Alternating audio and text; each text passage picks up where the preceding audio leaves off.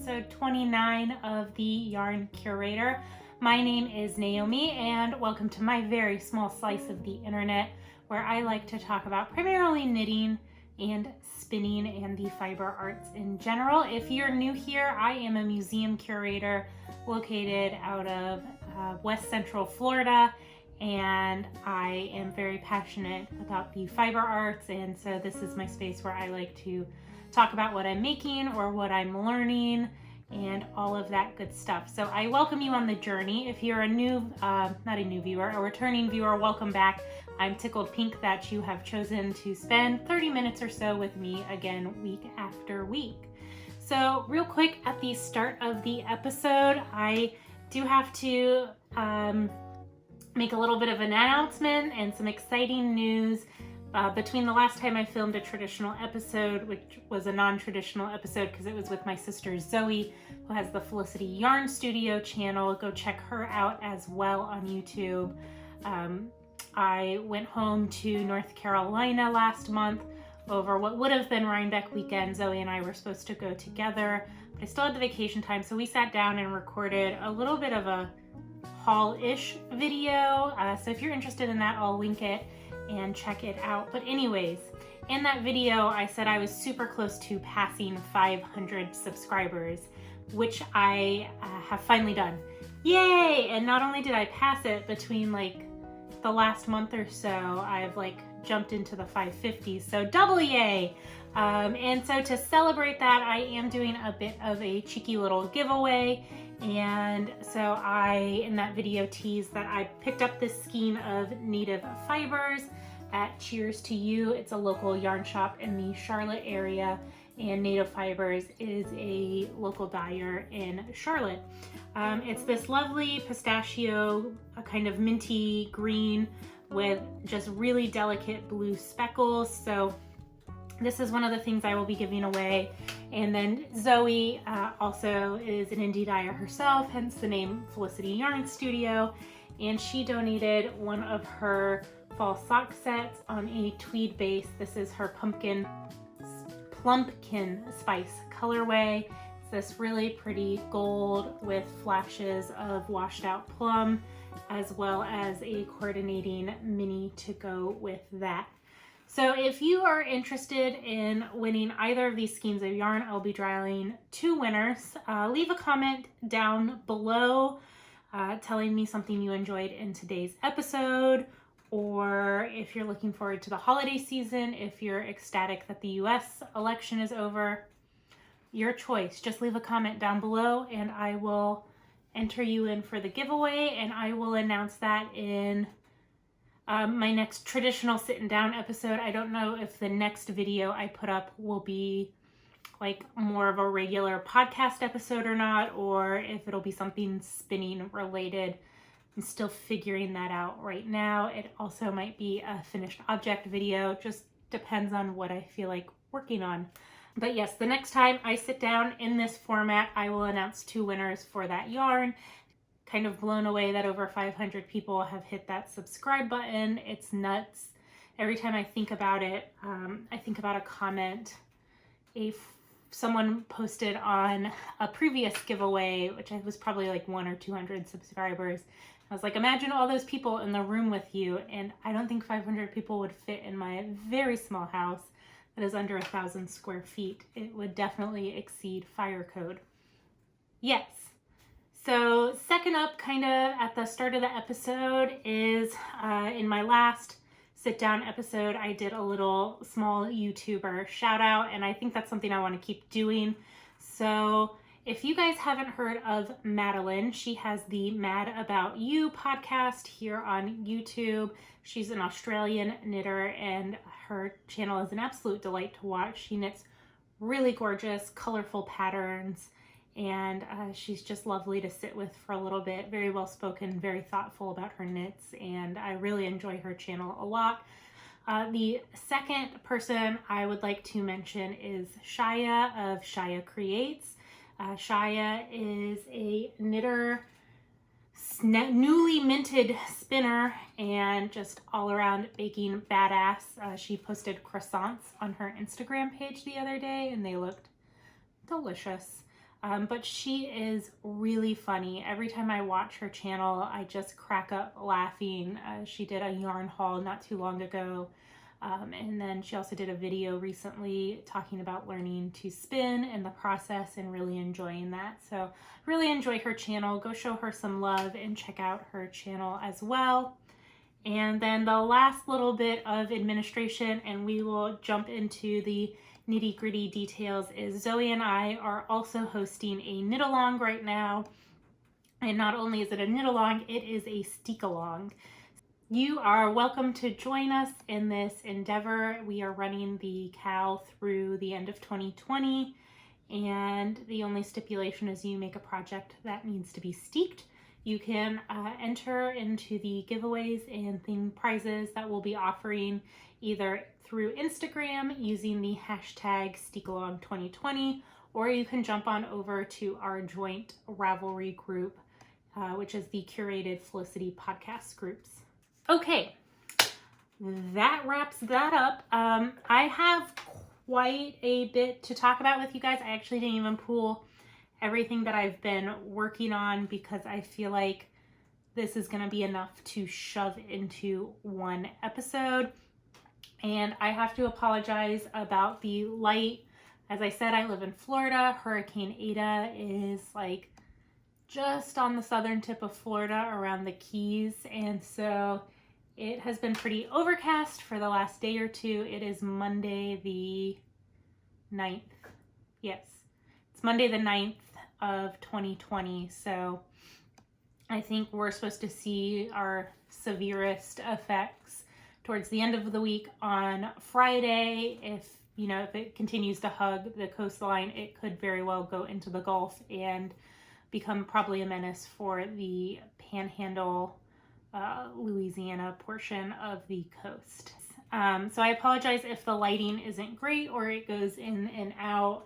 As I said, it's kind of been overcast here, but I'll do my best to put in either supplementary photographs or video footage if the lighting turns out to be a complete and total disaster.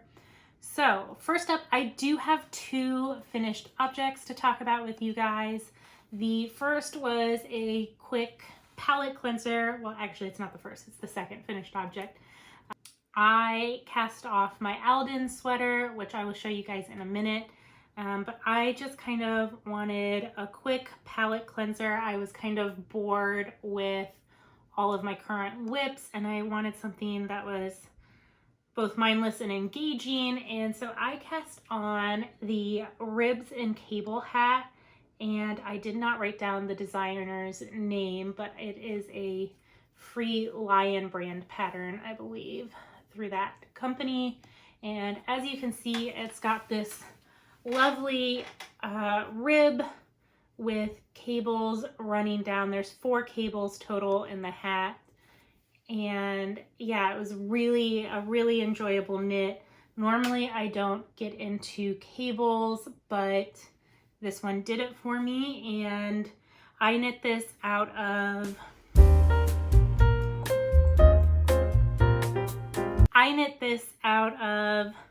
stone wool, and it's their 100% cormo, and it is in the tobacco colorway, and it is a worsted weight yarn. I did, this yarn is sold, or what I had was 50-gram skeins, and it did use all of 150-gram skein and just like the littlest bit, like 4 or 5 rows of the decrease along the crown. I had to break into the second ball. So yeah, you knit this 2x2 brim for about 2 inches, and then you divide for the cables and work those as well. I do have to say, in terms of the pattern, it's really well written. It's pretty clear, the instructions and all of that good stuff. So yeah, this was a really fun, quick knit. Like I said, it was engaging because I did have to pay attention with those cable rows, but there's about 5 rest rows in between. So I really enjoyed that, and I have someone in mind that I want to give this to. So that will be going to a new home soon. If you've been around a while, you probably saw my most recent video that I posted was a finished object or a finished sweater and pattern review. I was lucky enough to test knit a new pattern out by Jennifer Steingass. This is the Alden. This is the Alden sweater, and I knit mine out of less traveled yarn on her 75-25 base in the Koi Coral colorway. And then this contrast color is Toad Hollow. That's actually an 80-20 blend on the Runaway to the Sea. And I'm not going to talk too much about this because I do have a 15-minute video of me blethering on about it endlessly, so I'm not going to duplicate it off too much, but I have to say I really enjoyed this sweater. I didn't do a ton of modifications to it. I omitted some of the sleeve decreases. I messed up one row in the charts and just left my whoopsie in there, and yeah, that was about it for mods. Overall, I am really happy to add this sweater into my wardrobe. I think it's going to be a nice bright pop or punch of color, and I am looking forward to some crisp days here soon so I can break it out. We had oh gosh, last week I think I got into the 60s, which is like frigid by Floridian standards, and I did break out a few of my knits. I'm not even gonna lie, and I don't even think that's that cold, but it's cold enough where I can get away with wearing a sweater, and so I did. So yeah. And for those of you who don't know, 60 is not cold. I lived in Colorado in the mountains where we routinely had sub-zero temperatures. 60 is not cold, but it is cold enough to wear a sweater down here, especially when there's high humidity in the air. It's a beautiful thing. I miss the cold. I am rambling. I should drink more coffee, or maybe I should drink less coffee. I would love to tell you that I have made great progress on most of my works in progress, but truth be told, they're not going to be that different from the last time I filmed, and that is primarily because I spent the majority of October working on that test knit, and it's hard to knit an entire sweater and knock out 4 other whips in a great amount of time. Speed it up a little! I don't know. I'm not a speedy knitter, or at least I don't think I am. My mom thinks I like knit at lightning speed. Anyways, focus. Works in progress. So first up, I do have a new whip to show you guys, and it is living in one of my fat bottom bags. These are made by my aunts. They do sell them on Etsy and Facebook and a few other places, and I gave them some fabric to make me some bags, so that was part of that haul video. And inside is a new cast on, and I have been wanting to make this pattern for a while, which is the LoveNote by Tin Can Knits. If you have eyes and are in the knitting world, you will recognize this pattern. And this is one of those patterns where every time I see it, either on someone else's podcast or like at the local yarn shop, I'm always like, oh, what's that pattern? Then I see it, I'm like, oh, it's the LoveNote. I want to make it. Every time I see it, I want to make it. And I had originally thought I was going to make it out of fingering weight held with mohair, but I actually changed my mind on that. I do think the lace portion of the sweater looks better with the halo of the mohair kind of filling it in because it is knit at such a large gauge. I do think that looks really nice. However, I've knit quite a few mohair sweaters this year already, and they are definitely impractical for where I live. I mostly get to wear them when I travel, and that does not exist in our current reality. Therefore, I decided to go more practical and buy some DK weight yarn. I purchased 3 skeins of Sincere Sheep on her 100% Rambouillet base. It's her Eureka DK is the name of the base.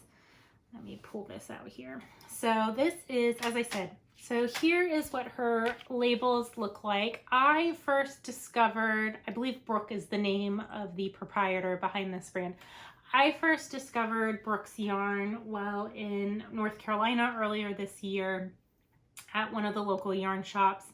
And it might have even been this base I picked up in the store, and I kept picking it up and squishing it, and I just could not put the yarn down. I ultimately didn't buy it because I didn't know what I wanted to make with it.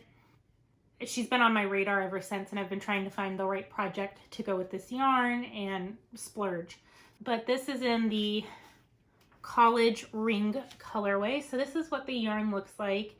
It's a really gorgeous 2-ply, I think, DK weight yarn. There's 340 yards per skein, and it is so soft and squishy and springy. And not only is it, you know, small batch, small milled, she also naturally dyes all of her yarn. If I had to guess, this was probably dyed with either Brazil wood or Kutch. It reminds me of a color that I got when I learned how to spin. I took a class, and the final day of our spinning class, we did a natural dye workshop, and we did 4 different natural dyes with 4 different mordants to see how they reacted. And this really reminds me of one of the colors we got out of Brazil wood. Anyways, so that's what this really reminds me of. It's really gorgeous, deep depth of color.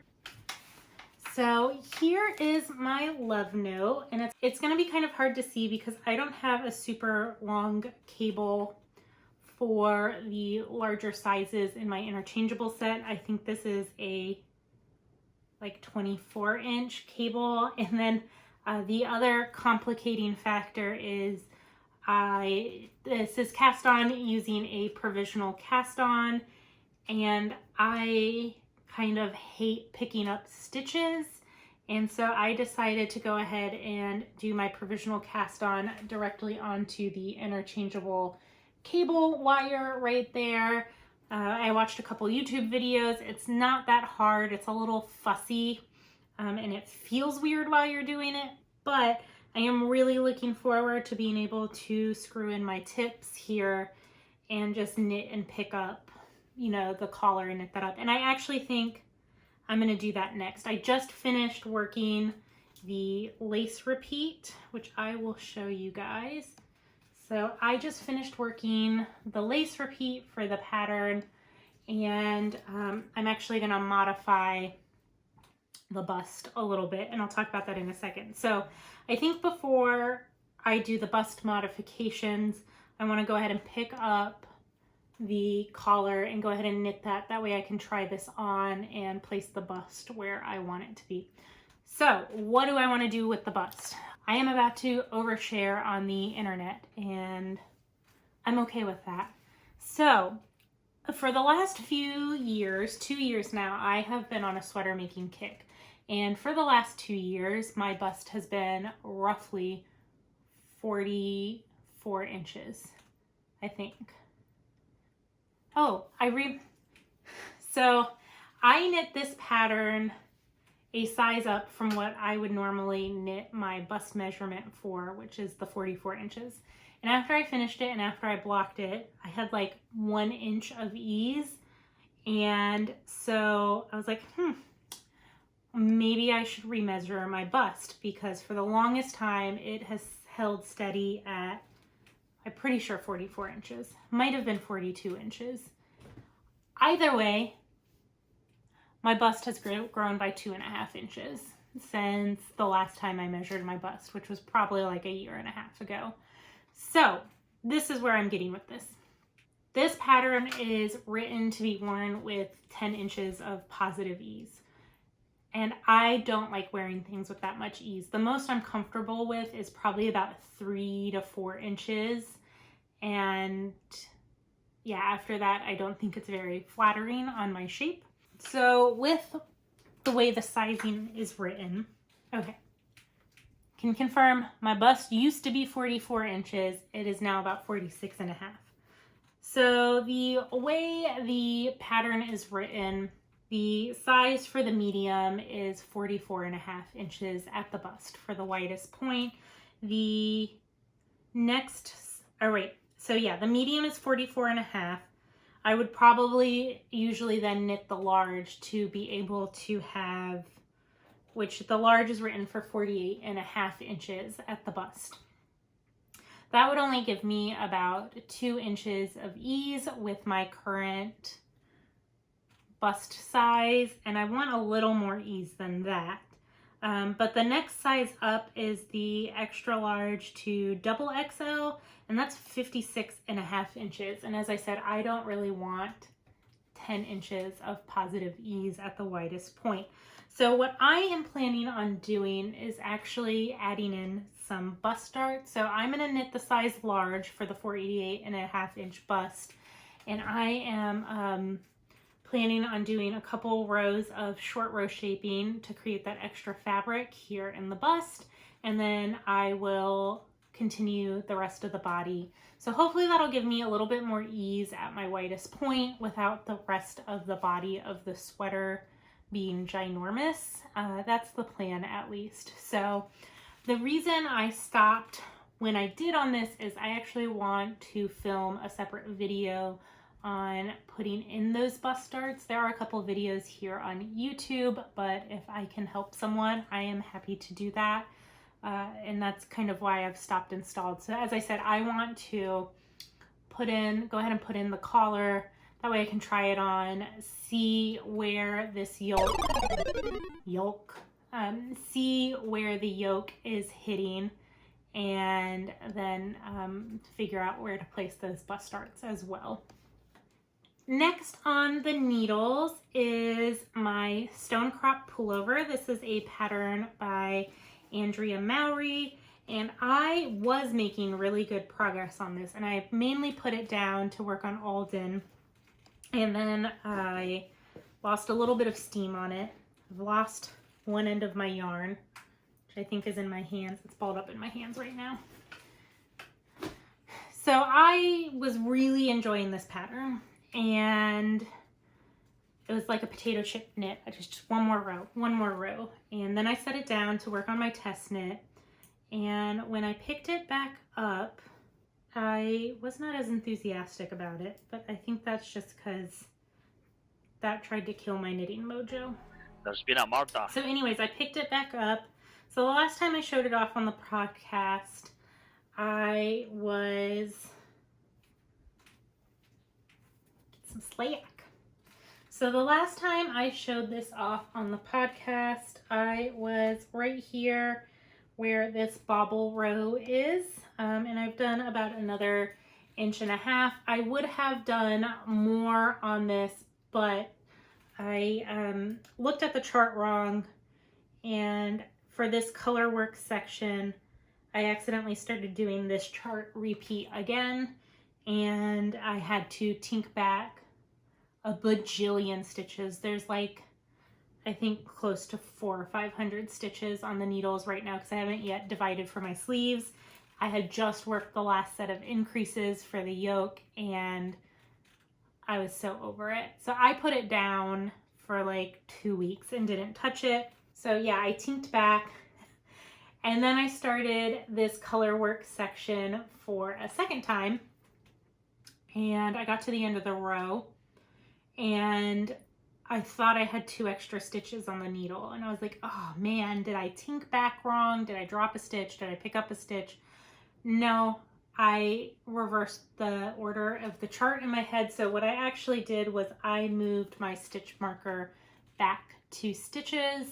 I don't think it's going to make a huge difference at the end of the day, but that at least got my chart back to how it was supposed to be. So yeah, I just finished the chart. I am about to work. There's one more of this kind of squiggle, wiggle, zigzag section to work, and then you will divide for the sleeves. And I think this thing will fly after that because there's just a lot of stitches on my needle right now. They're super compact on here, and I am excited to divide here soon. For my main color, I am using Manos del Uraguay in the Eggplant colorway. This is a 75-25 blend. And then for my contrast color, I am using some Handspun yarn. This is a Targhee Silk Bamboo blend. It's an 80-10-10 blend. And Zoe dyed this fiber up for me a couple years ago, but it's this really pretty icy blues and purples, and then the silk adds a really nice sheen to the project. So I'm loving the way it's knitting up. I'm probably gonna sink my teeth into this more here in the near future because I really enjoy this knit when I'm working on it. And last but surely not least, I am going to show you guys the little bit of progress I've made on my Woodlark shawl. This is a pattern by Larke, who has the Fiber Tales podcast, and it is what I am knitting for Zoe and I's Steek Along. It's going to be a little bit awkward to show because I'm in the middle of a colorwork section, and one of the colorwork sections is on this giant cone of Holst. And so let me just get everything situated. The last time I showed this off on the channel, I was here where this Evil Eye stitch marker is. I actually think that might have been the last time I showed it off on the channel, but I have started the next to last color work section. I also put this down for a little bit because the way I've been working the pattern is I have been alternating between this dark blue Holst and the light blue, which is by Bichezi Bouche, and I've been alternating the sections. So I had originally intended to do this last kind of leaf vine motif that's similar to this up here, down here. I had originally intended to do that in the light blue, and subconsciously I've always seen that in the dark blue, but if I was following my repeat, then it should be the light blue. So I stopped, I put it down. I do like it better in the dark blue, that motif. I think I'll like it better. I think it's gonna really ground the project. The only trouble is the next section is pretty much the contrast border for the pattern, which features a bobble and then this scalloped border. And I do want that scalloped border in the dark blue. So what I think I'm gonna do is hold 3 colors because I'm a glutton for punishment. I want to do the bobbles in the light blue with the dark blue scalloped borders. So I set this down while I figured all that out, texted with Zoe, got confirmation of my plans, but I am absolutely loving this. This is so light because it is knit out of woolen spun yarns. It is like super light, lighter than air for a colorwork project. And I am just loving the way it is knitting up. So I need to pick this back up because I know if I just spend a couple nights working on it, I'll pretty much power through the rest of it. And I have actually been on a finishing kick lately. So I would like to finish this. I'm also trying to go a little bit slower on it because I know Zoe is a little bit further behind and we had planned on steeking together. But if she doesn't hurry up, I'm gonna steek without her. So get your butt in gear, Zoe. That does it for the knitting side of things. I have done a little bit of spinning and I only have one of the hanks to show you guys. I actually gifted the other thing that I spun. So I gifted away a skein of some more of the John Arbin that I did the Corriedale base, and mailed that off to the recipient. And I'll put if I took a picture of it, I'll put it in, but it was about 200 yards, probably about a DK weight yarn, and I hope they enjoy it. Prior to that, I had been spinning this mystery fiber that I found in my stash. This is I'm pretty sure it's merino with a gold stellina thread, and I did a thick and thin single ply, and I just found it off the bobbin. It wrapped around my nitty knotty about 60 times, so I really think there's only about 90 yards in here. I haven't done the math yet, I had originally started this wanting to do a bulky weight, and then I was just not enjoying the fiber, so I decided just to play around with it. I haven't done I haven't spun for a single ply probably since I first started spinning, and I'm really delighted with how it came out. And I am either going to put this in my gift pile or my giveaway pile. And yeah, because I don't really particularly like knitting with single ply, so, and I don't really like sparkly things or stellina. It's just not my style. I'm not a glittery person. Maybe this will go in the Steek Along prize pile. Yeah, that is it for spinning. I did order a lot of fiber recently, and I also received a lot of fiber from my parents. And so I'm wanting to really get to my wheel here soon. I do have another sweater spin planned, and I am getting ready to embark in the new year, I think, on a breed discovery journey. One of the things about spinning for my Jupiter crop that I realized is how much I don't know about the various sheep and or other fiber breeds or sources out there. So I would really like to spend next year, part of next year, being really intentional in learning more about those. Zoe, I think, is planning on doing something similar. So you might see some joint calls between us, comparing and contrasting notes about different breeds. And yeah, so look for that in the near future. As for life, I mean, we just keep marching along and plugging forward. I recently, if you watched a few episodes back, talked about overhauling offsite storage. So we have finished building the shelving that we have. We completely overhauled one of our rooms that previously only had 5 storage. Okay, so as is par for the course with me and filming and my phone, and I promise one day I will get a camera. I ran out of storage space again, and I do transfer all of my videos off of my phone onto my computer when I film, but I usually forget to delete them off my phone, so I'm always fighting my storage. But I was talking about revamping storage at work. So yeah, that project is underway. We're gonna start moving things from on-site storage to off-site storage, which is part of the same complex. It's just technically not on our property, but we're all part of one big cultural complex where this stuff is moving to. So I'm really looking forward to it because where our stuff is stored now, it's in a historic home, and these stairs are old, which means they're narrow and steep, and there's a platform that you land on and go down. So it's not always ideal. I'm lucky that I'm like 5'2", and there's like a soffit up above. A lot of people have to duck to avoid hitting their head on that, but I am short enough where I avoid that hazard. But otherwise, yeah, I have been listening, or I got really into a new to me series by an author called Evie Dunmore, and she has a book. Her first book is called Bringing Down the Duke. The second book is called A Rogue of One's Own, and they center around a group of suffragettes in England, in London, actually in Oxford, in the 1890s, and I got Zoe into them. She's been reading them as well. And yeah, they're really fun, really enjoyable. If you want some good escapism, they are a bit smutty. I don't think they're that bad, but definitely I wasn't expecting it when I was reading the books as well.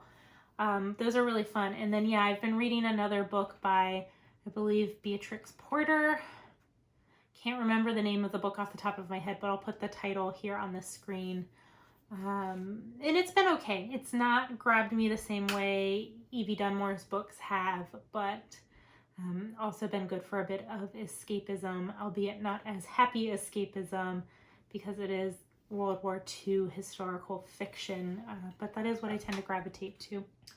So I think because, once again, because my phone has cut me off, it's time to cut me off from me And I will end today's episode. So yes, if you are interested in entering the 500 subscriber giveaway, leave me a comment down below. Love to hear from you guys. And yeah, I'll draw a winner the next time I sit down and film a traditional episode.